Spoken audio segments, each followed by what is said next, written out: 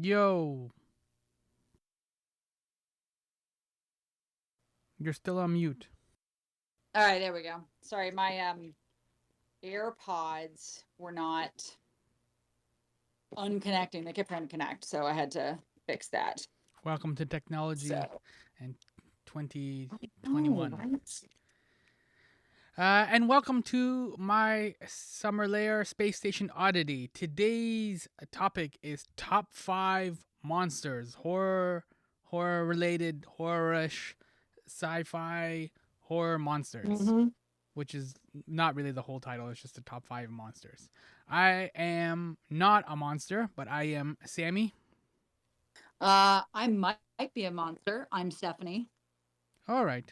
You're generally pretty sweet. I don't think you're a monster, but I could also be wrong. So, I uh have my moments. I mean, I'll call a spade a spade. I mean, I can throw down with the best of them if need be. that I believe. That I totally fully fully believe. Um Why? yeah. So, we are talking about monsters because of course it's Halloween, October, that fall wonderful season. It's best time of the year, really. In your face Christmas. So, we are going to start with our top 5 monsters, and I'll have you go first. What is your one of your all-time favorite monsters? Okay, so here's the thing. I know that when before we had to, before we got on the mic today, and when you and I were Mm-hmm. talking about it, we were talking about like not necessarily monsters in the strictest sense, but like, you know, is is it Jason or is it the thing like specifics, Mm-hmm. But the thing is like I actually want to start with a generalization because I've got a thing for vampires because I am that basic bitch. I'm Okay. just saying. All right. I'm like, I okay, so I was a huge, huge fan of Buffy. And when I say a huge fan of Buffy, we've had this conversation. Mm-hmm. I mean, we're talking going back to the movie. Mm-hmm. So then there was the movie, and then there was the TV show, and then, but it's just like there's so many different ones that I'm always just like such a fan of. So I was a fan of True Blood. I was a fan of the Vampire Diaries. I will freely admit that I Mm-hmm. jumped on the Twilight bandwagon when it was so I'm that person. I don't know what it is. I actually don't like the concept of living forever. I think it sounds um freaky. I Yeah. don't know if I would want to live forever. I don't want to know if I want to see what the world looks like in 100, 200 years, Mm-hmm. 5,000 years, whatever. But there's something fascinating to me about vampires, the whole like they're allergic to this, and it's like it's the what was the word I was trying to think of? What was I was thinking of when I was like thinking of this specifically before, but it was like there's tropes. Tropes is the word. There are certain tropes that go from vampire to vampire depending on where they're from. Everything from Bram Stoker's to Buffy to any of them. Blade. Blade. There you go. They've got the fangs. Mm-hmm. They're usually allergic to the sun. Mm-hmm. Um, Stake through the heart. Although that one is not a Twilight one, but then again, I think the only thing that I most of Twilight is not. I don't even know if I would classify them as vampires. There's things that the stick through the heart. There's the immortality, Mm-hmm. and all those things. But then that's where but then it's everybody's original their take on it. Mm-hmm. There's always at least one instance in any, especially the TV series, like shows instead of movies where, they become daywalkers. In Blade, I'm like, that's his whole thing is that he's a daywalker. Half human, half vampire.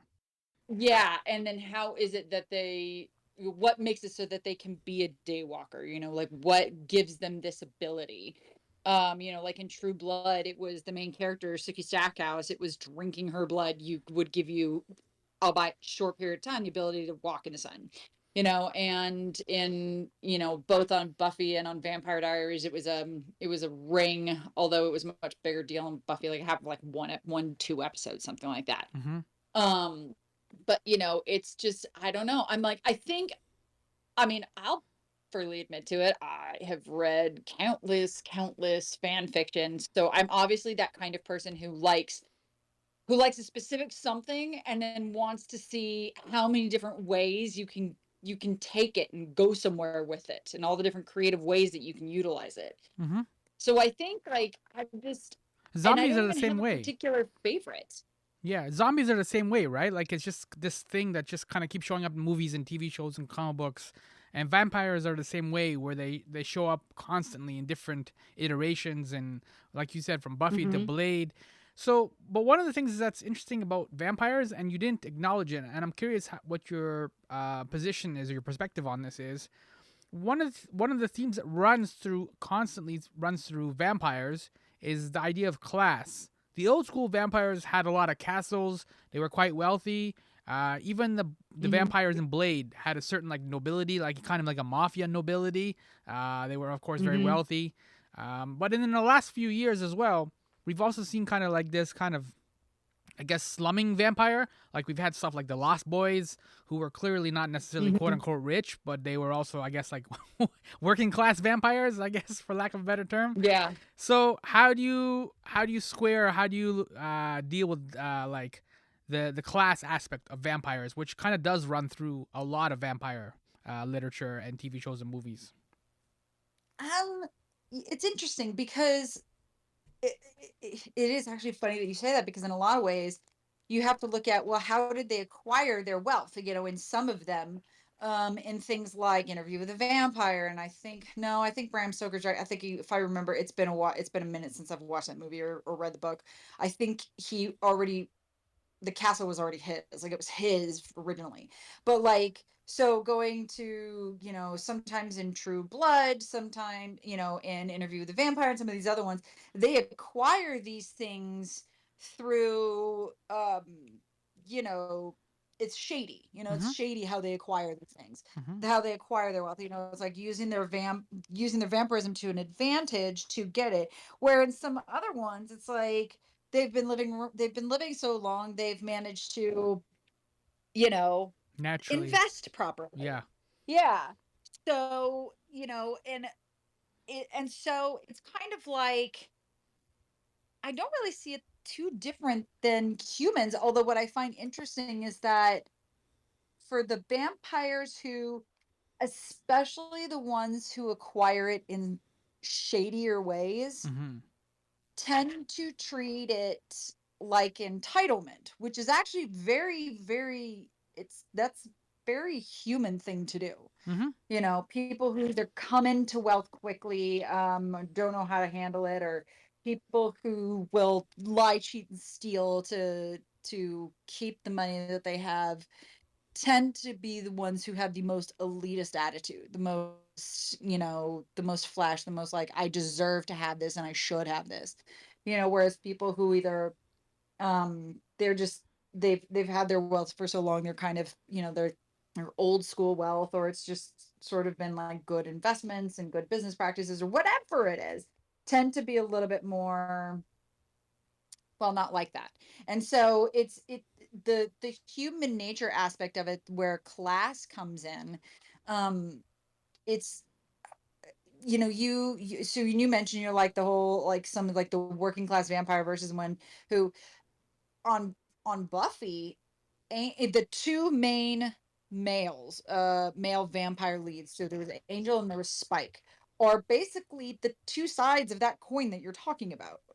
Now, the Angel actually had a mansion that he lived in. He did seem to, I think he acquired his wealth through, like investments and all that kind of stuff. I don't think it was ever really talked about on the show, but that was kind of like, that was the implication. Whereas Spike was very much the lie, steal kind of vampire. Even after he got his soul back, he was still, shady AF. And so, but the dichotomy in their personalities, the Spike Spike very much came across like he was entitled to a lot of things. A Mm-hmm. lot of things he just felt should be given to him. And even when Angel lost his soul in season 2, um he still didn't, like that kind of stuff, the class, the wealth, the that level of whatever. I'm like, he never acted like that like he was entitled to that. That was never a focus of his, on either side of it. So it's, I guess it really just depends on I don't know. It's like it's such a human thing. It's nature that comes through in these characters, and it makes you wonder. It's like, it's like you have this money. It's like you live an extra 100 years or 500 years or 5,000 years. It's you get to a point where it's like how do you even how do you even view money? How do you view wealth? How do you do you just is it just a thing that you like? I don't know. I'm like I guess I don't know. It's protection It's as just like well, it's such though. an interesting dichotomy. I don't know how to expand on it past that. It's protection as well. Like there was an article a few years ago that, and it might be just exaggerated for the sake of media, but LeBron James spends $1 million, roughly $1 million a year on his body in terms of like getting a nutritionist and a shooting coach Hmm. and like different regiments and like sauna in his house and all those kind of things, right? Like any sort of physical, emotional, mental kind of thing, he's spending collectively $1 million, and that's partly so that he can play longer and play better for Hmm. than traditional NBA players who get their knees shot after like 5 years, 7 years, or whatever it may be.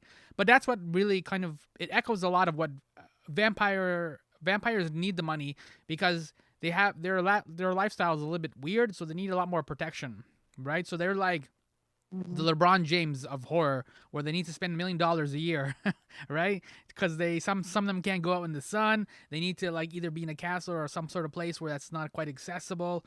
So they need protection. It's basically like a celebrity, a lifestyle, right? Where you're like in the culture, part of the culture, but not really in the culture. If that makes sense. No, it totally makes sense. And it's interesting. Like what you were just saying, it makes me think of I want to say it was actually season 2 of True Blood. They went to they had some business in Dallas. They were in Louisiana, and Mm-hmm. they went to a vampire hotel, and the level of security at the hotel, which is interesting to think because it's like when you think about vampires, it's they kind of are their own security in a lot of ways because they're superior. They Mm-hmm. are the next level up on the food chain. But you're right. At the same time, it's like they have limitations that humans absolutely could take advantage of. But then also you have this you give off this aura of wealth, of class, but also living forever and never aging. So can you just imagine like you would need security just to keep the humans away who are trying to obtain what you want, and you think you're the person, you can just give it to them. Mm-hmm. It's interesting. I've read a few articles about lottery winners Yeah. and how people tend to treat them like it's not their money, and people who would never in a million years come knocking on their door, literally come knocking on their door. Total strangers will knock on their door and beg for help. Mm-hmm. You know, um whereas somebody who is wealthy but acquired their wealth, they through work or whatever it is, or even family, it's like they don't get treated that same way. Mm-hmm. But like total strangers, like family will just start moving closer because and they'll just expect it. It's like your friends will, your the level the weight of your friendship is all of a sudden contingent on how much money you're going to give your friends and Mm-hmm. family and all that. Whereas before it's like I didn't need to give you money to have your friendship, but now you're like, well, we're friends, so if you're going to be, it's like you won, so I just expect you to give out this money. It's kind of the same thing. It's like you're a vampire. It's like all you have to do is bite me and turn me into a vampire. It's like I expect it of you. It's like you should just give this to me. And it's like, but it doesn't belong to you. Mm-hmm. It's not yours. They even had that actual very thing happen on an episode of Buffy in season 2, where like a human had approached Spike, and he's like basically like was half expecting him, just expecting him, make me a vampire. And that whole idea of this is yours, and this is, and for all intents and purposes, vampirism is an affliction. It was done to you. And but then all of a sudden so it's the same thing. It's like you didn't go out and earn this wealth through lottery. It's like it was given to you, it was put upon you because you bought a ticket or won Mm-hmm. or whatever. So it's like, well, because it's not something that you created, it's something that you made for yourself. Like becoming a vampire, it's like you should just be willing to give it to anybody. Mm-hmm. And so it's like, yeah, it's like that whole thing, like with the security. It's like, it's almost like you need that, like you said, it's like you need that level of wealth just to protect yourself, even if you are higher up on the food chain. Exactly. So I want to stay with. I also cheated as well. I have a species as well. I guess vampires are a species. Mhm. Let's go with that. I'm not really sure what they are. And I have a species, and it actually also ties into this discussion we're having on wealth and class, which is the alien species in They Live, the John Carpenter movie. Because that thing was, Mhm. those things were frightening. What it was if nobody's seen it, like obviously you need to do your homework, and like that's like a must see movie. But the Rowdy Piper, the wrestler, whose name was in the movie was Nada, which is nothing.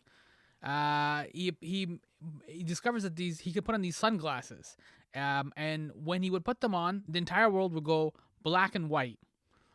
So there's your first theme already, and then it would also reveal like subliminal messages in the media. So you would see a normal like poster ad for a computer or a movie or something like this, but when you put the sunglasses on, it would have these messages like consume, reproduce, conform. And the worst part of it was that the glasses also revealed that many people were actually alien with these like skull-like faces. And there's one, the aliens don't have a name in the movie; it's just the alien species. But there's one scene that was really unsettling. Is when I first watched it as a kid, and it was Roddy goes into a supermarket and he puts on the glasses, and so you Mhm. see the aliens just doing normal things like shopping. They're buying cereal, checking fruit to see which one's ripe or not ripe. Like they're doing the exact same human things, but it's because Mhm. he has the glasses, he can see who they are, right? Whereas most people Yeah. can't. And so that was the frightening thing, was like the world looks ordinary when he takes the glasses off, but when he puts them on, it reveals the true nature of the world. Mhm. That's funny actually, because just last night, so me and my roommate are doing well, a watch for me, because I only saw like an episode here or there when it was originally on, but a rewatch, to several levels deep rewatch for him of Voyager, Star Trek Voyager. And Yeah. just last night we watched an episode where like there was all these afflictions happening to the crew, and it was, who's the one who first discovered it? Oh, the Seven of Nine Mm-hmm. discovered that when she looked at it from a certain perspective, I think like she had to be like her eye, whatever. Ocular implant or whatever. Yeah, thank you. She could see that there was this alien species that was like just like slightly off in subspace, that was doing experiments on them. Mm-hmm. And but it's like to everybody else, it just like it looked normal. And then you see these, then she looks, and there's these aliens that are literally putting these what look like massive acupuncture needles, like massive ones, into Janeway's head. No one else can see them, no one knows they're there, but it's like all these things that are happening to people. It's like, it's fascinating, that whole, like, that's terrifying to me. Yeah, that's That why whole I put him on the list. Yeah. yeah, because it's just like all of a sudden you look around. It's like, it's one of those thoughts I always had. It's like, okay, so what I perceive as blue, what the whole world perceives as blue, is outside of human eyes. Mm-hmm. Is it actually blue? Like, it's like, and there's no way to actually know that. It's like there's no way to actually see it from a perspective other than your own eyesight. But it's Right. like what if the sky is actually like bright yellow, or Mm-hmm. like, or red, or green, but our eyes perceive that differently. Now, technically speaking, is like, no, blue is blue. Like what we perceive to be blue is what we have designated as blue. But like, what if it looks different, like outside of what our eyes are seeing? Mm-hmm. And it's that whole kind of concept, was like, what does the world look like outside of what our eyes visually see? Like, does it even exist outside of what our eyes visually see? And it's like that. It's like, I'm looking around and I'm like, oh my god, what if there's like aliens? I mean, I know I have a ghost in my apartment, but I mean, like, what if there's aliens? That way I have a bad day sometimes because they're doing experiments on. Well, this is the thing, and then it becomes harder to convince people. Like in They Live, he was only able to see it because he had the sunglasses, right? 7 of 9 was Yeah. only able to see it because she had the ocular implant. So it's a very similar device, but it's like how do you then go around telling people? Like, you can't give the glasses to everybody. You don't know how they work or they don't work, so you can't just like mass manufacture them or whatever, as if the aliens are not going to stop you anyways.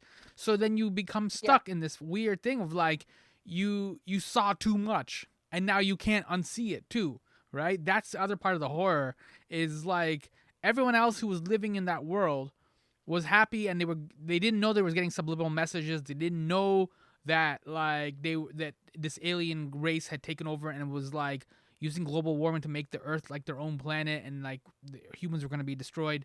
Nobody had any clue except for this one dude named Nada, right? So it's like that information as well is horrifying, because it's like you can't get rid of it. It's with you forever. Yeah. Have you ever had? Is there anything that you've ever watched in a horror movie, like just be one scene or one whatever that affected you for the rest of your life? Yeah, the shower scene in Shining. So now when I go into like a bathroom, whether it's one of my own or like I visit a friend or something like this, I have to make sure that the shower curtain's pulled back. Like this kind of weird OCD horror trait or something like that. So that's it. Mine is the movie House. Is it called House? Yeah, yeah. The one with the hand that just pushing the doorbell. Not yeah, that's the cover, but it's like but it was seeing the monster it was in a mirror. Okay, now here's the thing. I saw this movie. Was it in the 80s? Mm-hmm. Like I saw it. I was a kid, like a Yeah. kid when I saw this movie. But I do remember specifically we were living in the house my parents live in now, so I had to have been at least 8 years old because that's when we moved from this condo from when I was for the as I was born in. And so I had to have been at least 8 years old, but I was really young when I saw this, and I saw it by myself. I get tripped over it one night on TV, and it was, and I saw it pop up on. I think I actually saw it on, like, I was skimming through Shutter a couple days ago, and I think I saw it. I almost turned it on and then didn't. But so I don't know if I'm remembering it correctly, but I very specifically have this memory of seeing seeing the monster, whatever he was, in a mirror. Mm-hmm. Like he wasn't, and we've all seen like the whole like mirror thing, like seeing something in a mirror that isn't there. It's like that's not new, Yeah. but for some reason stuck with me for so long. That, and also I think it was in the third Poltergeist movie, the way the Poltergeist was like, she was walking down the hallway, and every time the mirror like broke to the next mirror pane, like you saw him pop up in every single Oh yeah. one. I not handle mirrors that faced each other and go into infinity. That freaks me out to no end. Mm-hmm. And then also the way my parents' house is structured, that when you that there's a it's a when you get to the top of the stairs, there's a hallway that goes from the front of the house to the back of the house. And in the back of, like, there's a doorway on either end that leads to a different room. Well, in the back where my parents, where the master bedroom is, where my mom's vanity sits, the mirror reflects directly down that hallway. And I cannot tell you how many times I had to like avoid looking at it, because if the hall light was on, but Mm-hmm. that bedroom, which was my room, like at the other end of the hall, if that light wasn't on, so it looked like just like bright light that leads into like pitch black, terrified me to no end. And still to this day, if for any reason my parents are not, like, if I'm staying at my parents, I'm at parties, I'm staying at my parents' house, no one's home, I can't look in that mirror. I cannot look at I cannot look at that vanity mirror, because like those specific things have like just like unmoored me for for my entire life. Yeah. Nope, nope, nope. I think that's why I couldn't turn on House, because I was like if I watch this movie, I'm like, is it gonna, am I going to remember it the same way, or like is it going to, like, how is it going to be? And I'm like, I couldn't turn it on. I'm like, I don't want to watch it and then go, okay, like I was justifiably terrified, as opposed to just being like, okay, well, you were a little kid, Mm-hmm. and you should have that young. I don't know. When I keep thinking I'm going to turn it on and watch it, and I'm still not able to pull the trigger. It One stays day. with you. Yeah, because one of my other monsters, it doesn't like necessarily terrify me as much as that hallway mirror, but it's Freddy Krueger, which is because Mm, he does two things. One is he attacks you in your dreams, which means you have to sleep, right? Like there's like with yeah. like Jason, for example, you can just leave the forest, right? You can leave Crystal Lake, and then you could just go and you can go like to like Milwaukee or something, and then you'll be safe, right? With Michael Myers, I know the mythology's changed a little bit, but if you're like outside of Haddonfield, you're generally okay, right? Like, but with Freddy Krueger, you have to fall asleep. And then the worst part is, as the kind of mythology for Freddy Krueger kind of evolved, he would kill you based on the way that like some of the things that you like. So there was a guy who liked comic books, and so he would put the guy in a comic book and then gut him and kill him in the comic book. So he's using the stuff that you like to take you out in your dream. I'm like, that's super rude. Like, if you're just gonna do it, just kill him. Like, just Jason, just kill the person. Don't use the thing that the person likes to kill them. That's mean. I'm telling you, I was like, he's gonna kill me by like decapitating me with the Captain America shield. That's what would happen, and it would be Cap that does it, or Yeah. no, knowing Freddy, it would be Freddy in the Captain America like costume in the Oh yeah. outfit, and throw it at me and kill me. Yeah, with a pun Yeah. about decapitation. Yep. Which I still think is something that happened in Captain America too, Mm-hmm. but it happened so fast. I actually see it, but that's a conversation for another day. All right. Anyways, no, one of my others is we talked about this one last week because it was on my list, is Chucky from Child's Play. Yeah. But just Child's Play, I mentioned this, I hated every movie after that, but Child's Play, and especially because I was a kid when that came out, and we had talking dolls, like we Mm-hmm. had, gosh, do you remember Teddy Ruxpin's? Yep. Like I can't look at talking dolls. I'm like, Mm-hmm. because all I think is like, the life murder me in my sleep. That's just gonna happen. Mm-hmm. Yeah. Yeah. In the new Child's Play Chucky TV show, like there's a Yeah. couple of scenes. I watched the first episode only, but there's a couple of scenes where like this lady will pick up the Chucky doll and she'll treat it roughly. She's treating it like a doll. She kind of throws it around, or whatever. I'm like, oh, you're next. Yeah. And it's the same thing. And I was like, I am definitely one of those people that I'm like, I am very, very gentle and like loving with my non-sentient things. Like I have a stuffed dog that I've had for 13 years, and I'm like, and I'm so gentle with it. I'm like, if I have to, it's like I travel with the thing because I'm that person. But like I'll have to put it in my bag because it's like I gotta pack, and I'm like, I feel so bad. I will like fold up this like stuffed dog and shove it into my backpack, and I am such an asshole. I'm like, this, like, he does not deserve to be shoved in a backpack. And I'm Mhm. like, oh my God, it is not a sentient creature. Yeah. It does not, but it might Mhm. be. And you know what doesn't help this whole argument, which isn't a horror movie, but just still kind of makes it worse, is Toys.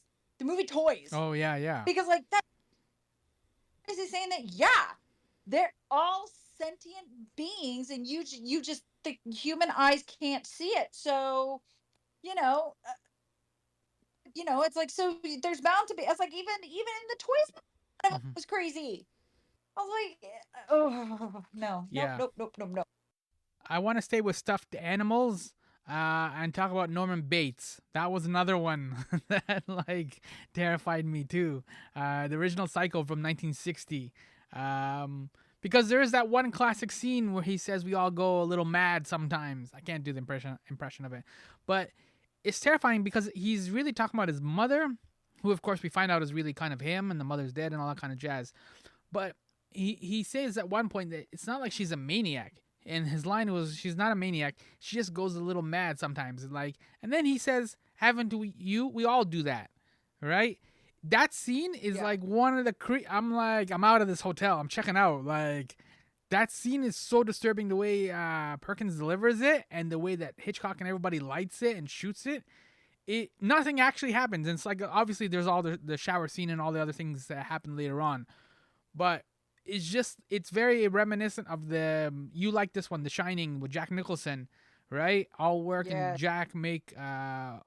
no play make Jack a dull boy, right? A very ordinary line, and we can sometimes say it at work and it's funny and jokes and stuff like that. But the way that it's delivered in like The Shining and like this way in Psycho, where it's like, yeah, we all go a little mad sometimes. Very ordinary line, but the way it's delivered and the way that it's shot is like, oh, I'm out of this place. I'm out. That's horrifying. Right. Mm-hmm. And yeah, and you're right. and it's like the fact that it's like, talking about his character in The Shining, it is right. It's one line. It's very ordinary, but it's the only line in this entire manuscript, and it's written like a manuscript. I mean, sometimes it's not. Sometimes it looks like he's going off into chaotic writing, Mm-hmm. but there are actually she's flipping through the pages. There are actual pages in there that look like dialogue breaks and like written like he's writing a novel, but that's for all we know, because I don't remember this from the book. And I know it's not in the movie, but like he initially, because that was from like line one from the minute he got there, and so like you got to wonder, is like in his head, is he telling a story? Like he doesn't know that he's writing this. He doesn't know that he's writing this over and over again. He's like he has a whole story that's being recounted, and it's like, and that's why it gets written, and it's just like it's unnerving. It's Mm-hmm. not even necessarily scary. It's not even necessarily. It's unnerving. So Norman Bates, it's unnerving. Yeah. It's like you are that serial killer that has a like an absolute nuclear family that is like a totally normal family. Mm-hmm. Like those serial killers that have existed, where it's like they have these like two separate lives, where they're a complete and utter psychotic, sociopathic serial killer, and he's got a wife and three kids, Yeah. and no one knows. I'm like, it's just unnerving to think that like it's the same person. It's the same line. It's just you're like, this normal is completely psychotic, and it shouldn't be. Mm-hmm. So mine actually sticking in line with humans that go psycho, that go crazy. My next is actually the little boy from Pet Cemetery, the original Pet Cemetery movie, not the remake a couple years Oh, ago. The Gabe. original boy after he comes back from the dead. Yeah, Gabe, right? That Yes, Gabe. That kid Mm-hmm. never really looked into what became of him, the actor, the kid, in the real world, because I don't want to know if he actually became unhinged, because little kid was what, like 4, Yeah. 5, something. He was very, very young when they filmed it. And I'm like, and he's still just the way he portrayed that crazy, basically practically demon possessed evil Mm-hmm. version of their child. I will never unsee that. I will never unsee that. Like that thing where he takes the scalpel and cuts the back of his ankle. I'm like, I feel that just Yeah, yeah. thinking about it. And just the look of pure evil on that kid's face. I was like, it reminds me of Macaulay Culkin. What was that movie? Home The Alone? Good Son. Oh, yeah. No, The Good Son. The one he Yes. did when he was a kid with no, but the one he did when he was a kid, he did it with Elijah Wood. Okay, yeah, yeah. Yeah, and I don't know if they were like, I think they were cousins or something, and Elijah Wood's parents died, and he went to live with his aunt and his cousin, and she has to do the whole like Sophie's Choice at the end, and she totally lets her kid die because she realizes he is absolutely pure evil. Mm-hmm. It's that whole thing. You're not do that as well as you do. You are way too young to be able to act that evil. Yeah. But that kid from Pet Cemetery haunts my nightmares. I couldn't. So that, and I don't know. I think I've definitely got a thing for stuff that affects children or childhood, and like like Chucky and the kid from Pet Cemetery, and just stuff like that. Just, I don't know. There's just something about it that I think makes it extra scary to me, You like them small, too. Like, you can step on them. Why is that terrifying? because it's like a cat. Cats get under feet, and a cat can trip you, and if you fall wrong, it'll kill you. Yeah, all right. Well, cats are crazy, though. It's cute. I'm looking at my cat right now, and he's giving me the eye. Don't get any ideas. He tries to trip me every. Um, but yeah, and it's something like that. I mean, yeah, it's like, actually, it's a good point, Meg. It's like, when they're you if it's big, you can see it coming. Mm-hmm. When it's small, you can't. Yeah.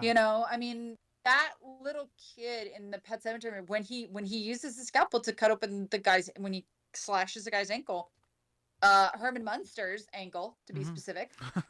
Yes. He's hiding in a small space, Mm-hmm. and and that it's like they can hide in small spaces. They can be hiding in places you can't see, which almost goes back to what you were talking about with They Live. It's it's right there in front of you and you can't see it. Yeah.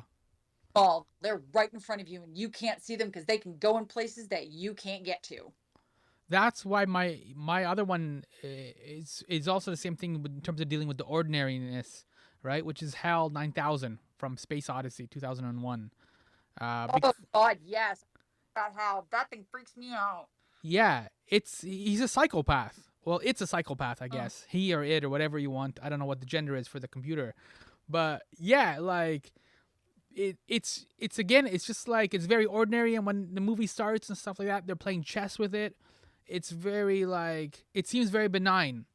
But then as the movie goes along, it starts even doing that creepy thing where it starts to lip read and things like that, like things that they didn't realize that it could do. Didn't realize it had adapted. And so that's also the thing too where like when something's that ordinary and that like in like doing it in front of you, right? That's the one thing that people kind of get annoyed with Donald Trump was he commits all his crimes out in public. He doesn't do it like behind boardrooms or anything like this. He's like, we're doing this now in public, right? And that's very much how HAL 9000 operates. It's like I'm doing it in public. He doesn't have enough like artificial intelligence to know that he should be plotting in secret and doing these kind of things. So he does it in public in front of you. That's absolutely terrifying. That whole concept of you don't realize how screwed up something is because you can't. It's such a slow build. Mm-hmm. That's like you could look at like the whole opening to Poltergeist that way.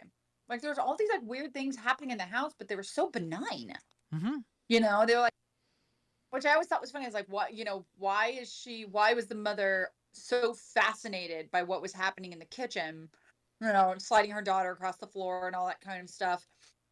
To not go, okay, this is bad. This is not good. This is bad. And it's, they're not taking it seriously. It's like, and it slowly starts getting worse to the point, but then all of a sudden it happens so quickly. It goes from everything is very benign, very whatever, and then she gets taken and you can't get to her at all. And then they're in a swimming pool with skeletons. Real ones. Apparently. Real skeletons. Like, it's those things that just happen around you and you don't realize that they're happening until it's too late. That's terrifying as well. Yeah. You brought up zombies earlier and like all the different ways that zombies, and one of the things that immediately made me think of is I think it's from I Am Legend. They're not zombies in the traditional sense. Like they don't die and come, like they're not Walking Dead per se. It's what happened. Like I think it was like they found the cure for cancer, and it turns out that the cure for cancer actually turns you into a zombie-like creature. Mm-hmm. Wasn't it something similar in zombie? Didn't they like? I forget. I'm blanking on how they became zombies in Zombieland. I can't remember because like either, they don't. Huh? I can't remember how the zombie apocalypse started in Zombieland either. But for some reason, I'm thinking it like for some reason it feels like it's something similar, like something like it's a plague. It's not actually, there's, it's just a little bit different, but it's also, it's that thing where, like you think this is good, like Hal, you think this is good, you think it's helpful, you think it's, it's here to help you, it's here to make things better. Cancer, it's cancer treatment that actually has found cancer, and it isn't until it is too late that you realize I'm like, everything just got fucked. Yeah, everything did. Because you're in space too. There's nowhere to go. Yeah. Ugh. That's something. Just the idea of being stranded in space. Yeah, it echoes a lot of Jaws too, right? Where a lot of the horror was off camera for a little while. Jaws, you don't Mm-hmm. really see the shark for the most of the film, which is what makes it so Yeah. scary. You know there's something out there, and you know it doesn't have Mm-hmm. it has evil intentions, but because you can't actually see it. And this kind of goes back to what you're saying before about like Gabe and Chucky being small, and you can't quite see where they're coming from, and it's like it feeds into They Live as well.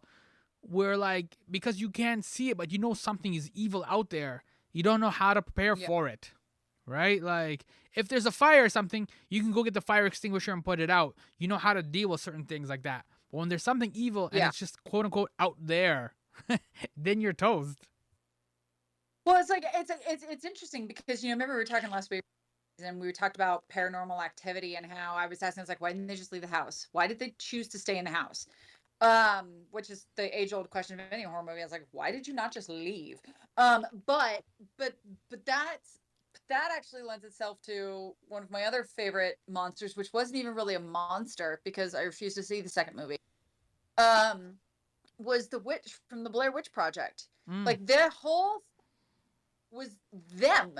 It was them. Mm-hmm. It's like they were basically doing it to themselves, but being controlled by this entity, and there's no getting out of it, there's no getting around it, there's no escaping it, but you don't know where it's coming from, you don't know what's causing it, you never really see her Mm-hmm. in the movie, and that's so terrifying because you get to the end of it and you're like, okay, if you were somebody who was able to escape, would you rationalize your way out of it that somebody within the group, like it was not anything that was paranormal, but actually just something very normal, and somebody went crazy, and managed to do all this, or do you like, what do you believe?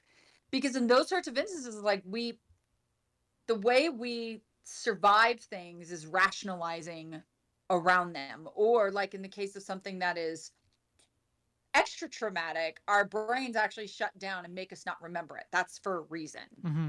There's Trauma. a reason, a accidents or whatever. Um, so so it's like it's terrifying to me to think that it's like there's you think you're trying to find a way out and there's no way out, and you can't tell that there's no way out. There's nothing there to inform you that there's no way out. It's just that there's no way out. Mm-hmm. It's just you're just in a forest, and you think you're walking in the direction back from where you came from, but you're actually not. But you are, but you aren't, and it's like you don't realize that you're trapped in this until it's too late. And they never really know what causes it. Other than they're there to investigate the Blair Witch. It's That whole concept freaks me out. Yeah, it's the classic curse, right? The whole thing of like if you go into the mummy's tomb or something like that, Indiana Jones, certain things like that. There's curses. And a curse is incredibly hard to quote unquote fight, like you said, because you can kill Jason and Freddy and Michael Myers, and we've seen them killed number of times, and at the end of every movie they get the head chopped off and those kind of things, and it seems like everything is good, and then the sun comes up and everybody goes home. But when it's a curse, then it becomes a lot more difficult to quote unquote negotiate and to deal with and to put that fire out. I'm trying to think of some movies like where, well, I mean, it's funny because I'm trying to think of some movies where it's like I wanted to say like, well, with curses, it's like if you know specifically where it comes from, like what the curse was it was put on, and like that's the hard line of being able to get out of it. And my first I was like, okay, well, what are examples of that? And the first thing that popped in my head was like, well, Harry Potter. I'm like, no, I'm not bringing Harry Potter into this. Well, because the reason I brought up curse too was because my last monster, I actually like this Mhm. monster too a lot. Is the Incredible Hulk, specifically the '70s TV show, the '70s '80s TV show. The description for the TV show, the TV guide description, is David Banner, a fugitive scientist, has the curse of becoming a powerful green monster under extreme emotional stress. He is the Incredible Hulk. So it's kind of a weird thing because it says David Banner is a fugitive scientist, and then at the end it's like he is the Hulk. So by the time you get to the end of the description, he's transformed into the Hulk. And that was the other thing too, with like this like rage that he couldn't control, where like it would cause so much havoc. And yes, he obviously is like quote unquote helping people and fighting for. He was fighting for like homeless people in the TV show. In the movies, he's part of the Avengers, and he's kind of a good guy. But he does blunder through things a lot, and it is kind of a curse where like he has this other side to his personality. Again, that Dr. Jekyll, Mr. Hyde kind of thing, where like he can't Yep. quite control it. That harkens itself a lot to like other curses out there where like that, it's this thing that yeah, in some mythologies for werewolves where they show up, the like in True Blood, they had control over had complete Mm-hmm. control over their war and having like and keeping their why can't I think of the word? They're keeping their minds, their autonomy, keeping that even in werewolf form. Whereas a lot of them, that's not the case. Like they become an animal. Mm-hmm. They become an animal that's completely by instinct, and you can't stop it. You can't stop it. You've got to chain yourself up or whatever, to escape that, or I guess escape is the right word, but it's also the wrong word. But it's like a curse that you're stuck with. You're Mm-hmm. stuck with forever until it kills you or doesn't. Like Gremlins. Is in all the ones where they're like, we just become an animal. They rarely is it ever written that when they become this animal that they remember what happened. Mm-hmm. So it's like you have this actually basically once a month turn into a killing machine, and you have no memory of what you did in that state. You have no idea what you've done. No, none. Yeah, that's a horrible way to live. Horrible way to live. Although that's not my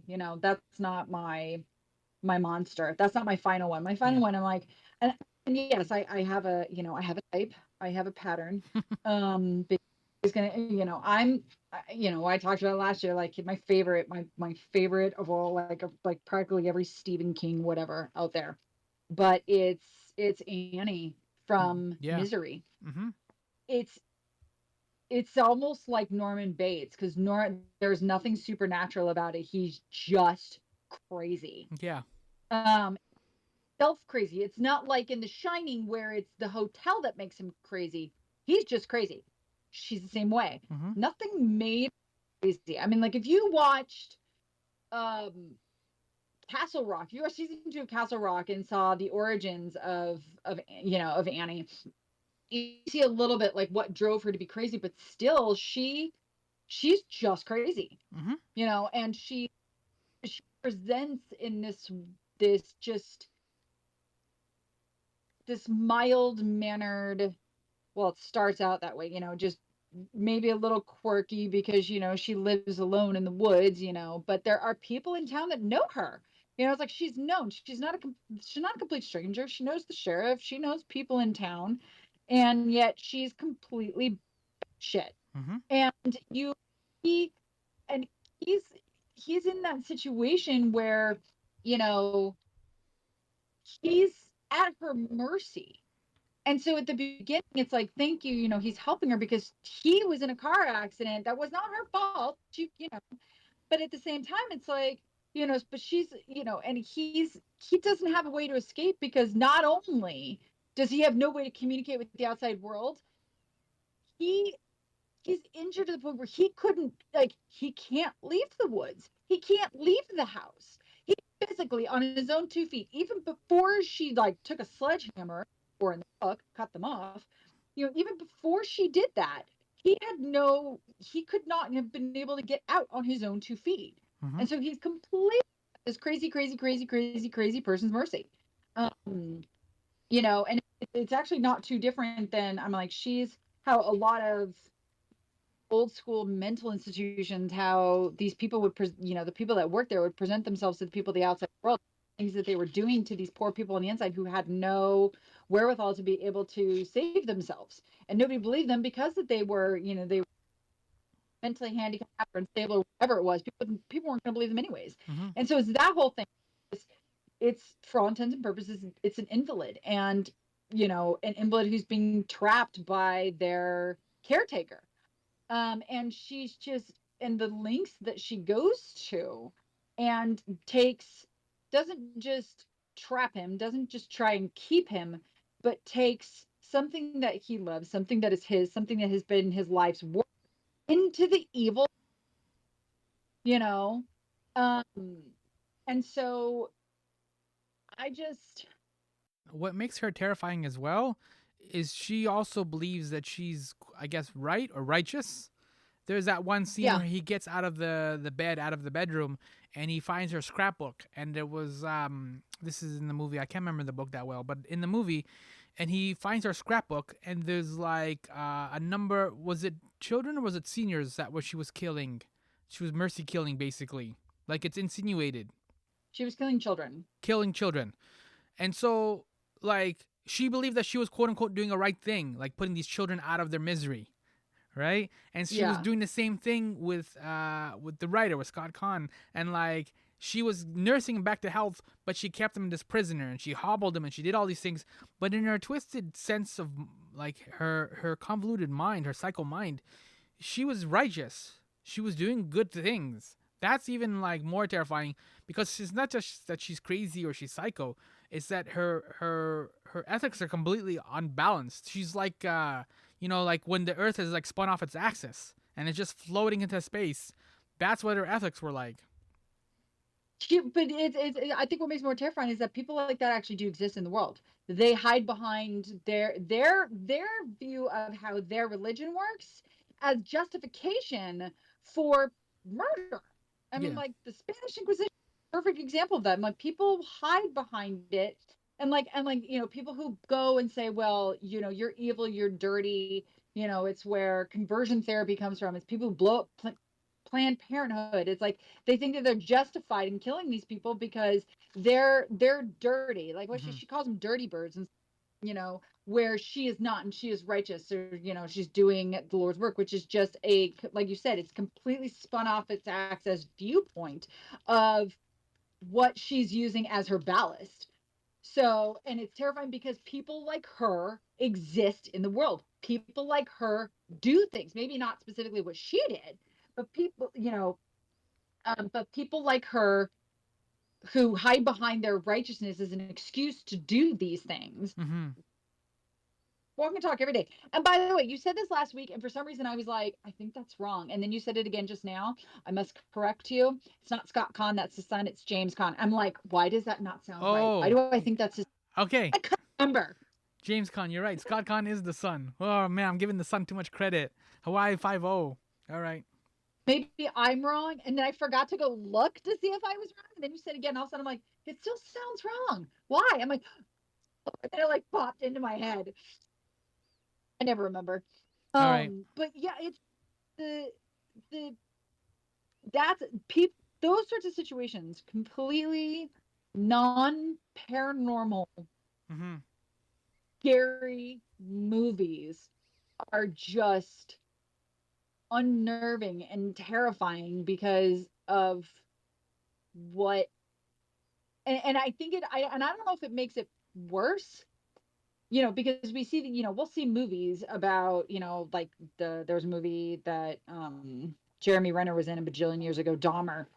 It Oh was one yeah. of the first things he ever did, where, like that's based on a real person, it's Mhm. like the Zodiac killer, like all these kinds of things. I'm like, these are biopics for all intents and purposes about actual people who did actual horrible, awful things. Mhm. But then you look at these movies that are not based on horrible, awful people that existed in the world, but something that came from someone's imagination, like Stephen King, coming up with, um, uh, for coming up with Misery, or Psycho, or Seven. Seven is an excellent example. Like there was nothing paranormal, nothing supernatural about that, and it was one of the most. I've seen it one time. I will never, ever, ever watch that movie again. I'm Mhm. like, I've seen it. It is burnt, and I saw it 20 years ago at least. It is burned into my head for the rest of my life. I will never watch again. And it also harkens back to that one I was talking about last week. I told you should go watch Funny Games, the original Funny Games. Right. These are not supernaturals. That are just crazy. Yeah, and Terrifying to me. yeah, That I think the touch of real world is terrifying. yeah, 7 is terrifying because almost all the stuff happens off camera. He never actually kills anybody on camera, right? Which is Nope. like that's even more scary because your mind fills in the gaps, right? And so when you try to describe 7 to people, it's just like two cops chasing the serial killer. That's basically what the movie is. And it sounds like every other movie that's been made since like the 80s, basically, right? But when you actually watch it, it is incredibly creepy and incredibly sinister. But quote unquote, nothing actually happens on camera. What was the sin? The was it wasn't glut I can't remember. I think it was Gluttony was a whatever the fat sin. guy who ate too much until his stomach burst. I'm thinking about the one that he could like chain him down for a year and like the room was filled with Sloth. air freshener. Sloth, thank you. Yeah. Okay, Yeah. I was like, I knew it was sedentary sloth. That I think is probably I personally think is the best example of what you're talking about because everything else could have just been like it happened in an evening, it happened quickly, but Mm-hmm. that one didn't. Mm-hmm. Year on for a year. Yeah. So like what it's like that was his misery. You know, it's like what happened to this. It's like we all thought, you know, you see torture in films or you hear about torture that's done on people, torture like people being tortured, but even still, even if someone is tortured for hours or days, it still is over in a fairly short-ish amount of time. This person was tortured, truly horrifically tortured for a year. Mm-hmm. And, and so, and you're right. You never. It's like, what happened? What was he doing to him that got him to that state? And it's just, I think you're right. I think it's the fact that you never actually see him do any of these things. You only see the aftermath of it. Um, and they're just I know I think a lot of it comes down to how gruesome they are, horrifying and gruesome they are. Yeah. All burned into my brain. So we will leave it on that happy note there. So those are our top 5 monsters. As you can see, we kind of veer into a few other ones, including Kevin Spacey in 7 and a couple of other ones. Thank you for hanging out. This has been a fun Halloween season to kind of go into these movies, into these creatures and monsters and terrifying events and experiences. I've been Sammy. I have been possibly sentient being Stephanie. Oh, nice. And there we go. Even though we covered quite a bit, there's always room for more. Thank you. Peace out.